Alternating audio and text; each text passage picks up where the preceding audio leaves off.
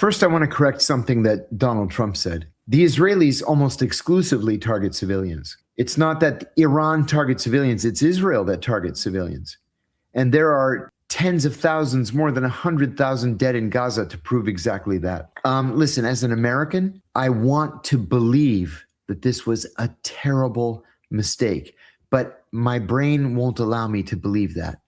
My brain wants me to believe that either we did this on purpose or the Israelis did it on purpose. It's to traumatize the Iranian people, to take the fight right out of them. I was talking about this on a podcast a couple of days ago, and I said the problem that we're already facing as a country here in the United States is that Donald Trump genuinely believed that as soon as we launched the first missile, the Iranians would be dancing in the streets and the government would fall like a house of cards and everybody would live happily ever after and he would win the Nobel Peace Prize and the Israelis would forever be grateful for our actions. But he was the only person that believed that. Anybody who follows these issues, anybody could have told him, we would not be seen as liberators.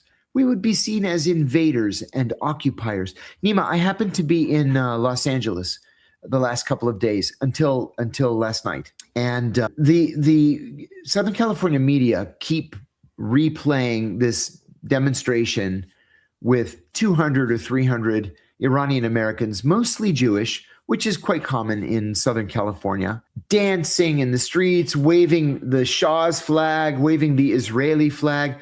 And then our friend Max Blumenthal released a video of one of his journalists interviewing some of these pro-Shah, pro-Israel demonstrators, Iranian American demonstrators, and asking them specifically about the girls that were killed in this strike. And like ghouls, like demons, they say, oh, no, that's okay. We're okay with that because, greater good. In the end, it's all going to be for the best. Yeah, it's a shame maybe that these girls were killed, but probably the Iranians did it. But we're okay with it. It's okay to kill children. On the one hand, that is so sick that I don't even have words for it. On the other hand, if you are Benjamin Netanyahu or Donald Trump or Pete Hegseth or Marco Rubio or Itamar Ben-Gvir or any of these other crazy people that are involved, embrace what you believe in. If you're so certain that you're right, embrace it and say, yes, we killed those children. Yes,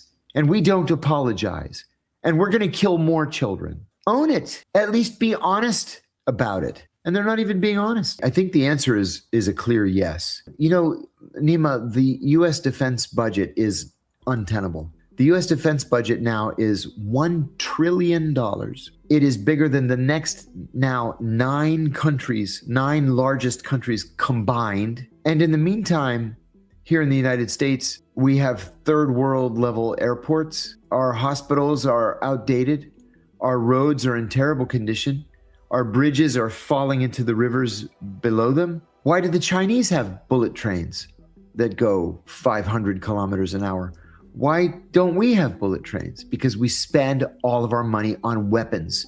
Donald Trump said as recently as a year ago that he wanted to cut the federal budget by 50%, the Pentagon budget by 50%. I celebrated. I actually wrote an op-ed about it. And then he just completely changed his mind, did a 180 and said he wants to spend an additional $500 billion. Well, we're only a few years away from the interest payments on the national debt being the number one biggest expenditure in government. We can't keep doing this. We don't have the money.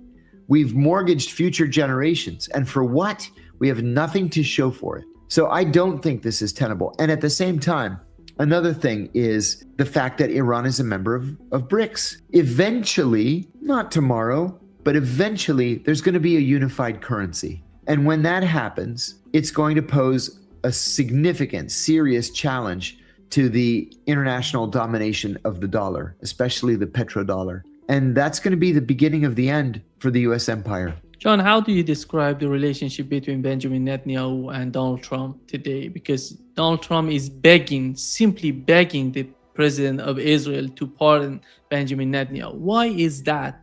What does Benjamin Netanyahu have on Donald Trump? that he tries so hard every time. He tries to do everything Benjamin Netanyahu is asking for. I think what it is that Jewish Americans have such a financial hold over American elections that if you want to run for office in this country, you have to be not just Zionist, but you have to be an unquestioning, down the line, 100% Zionist. And we know that Donald Trump, in his 3 different campaigns for president, received hundreds of millions of dollars from Miriam Adelson, for example, and Sheldon Adelson before her. It was Sheldon Adelson who paid out of his pocket to move the American embassy from Tel Aviv to Jerusalem.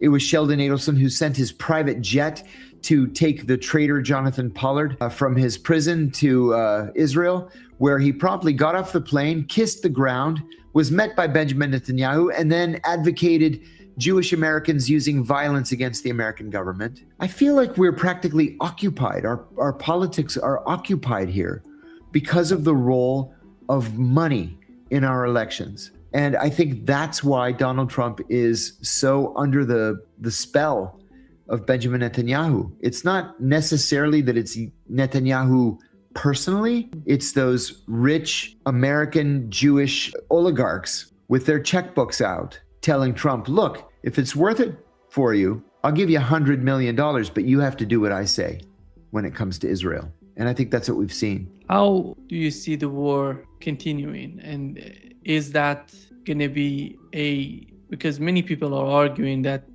this could get nuclear. What are the conditions under which you feel that war can get nuclear? And what would be the objective of that sort of attack? I hate to even speak these words, Nima, but I think that there is a possibility that it could go nuclear. It would be, of course, on the part of the Israelis. Independent analysts believe that the Israelis have between 80 and 200 nuclear weapons. The Israelis don't deny, they just refuse to comment on whether or not they have a program. The Israelis are not signatories to the Nuclear Non-Proliferation Treaty.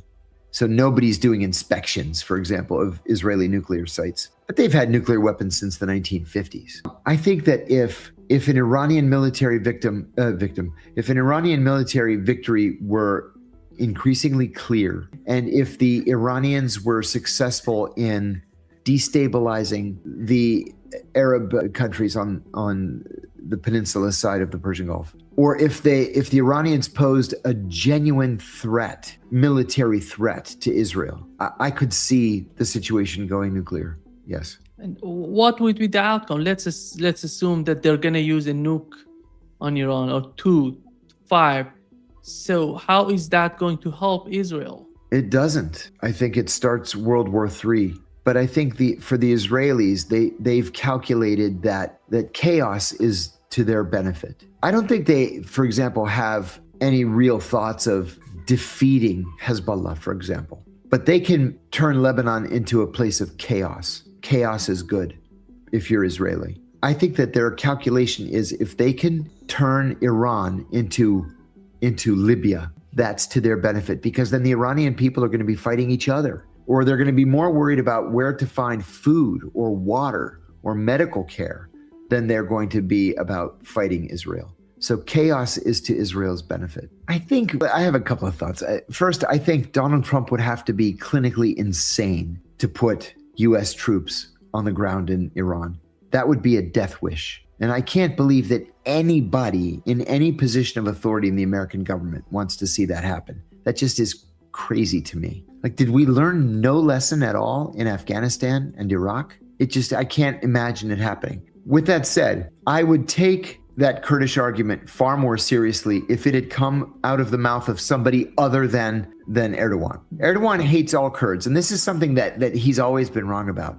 Erdogan pretends that the Kurds are a monolith, that Iran's Kurds are the same as Iraq's, they're the same as Turkey's, they're the same as Syria's. That's just not true. There are different cultures, there are different dialects, and vastly different politics. I remember when we were getting ready to attack Iraq in 2002, 2003, Erdogan hated that we were working with Iraq's Kurds.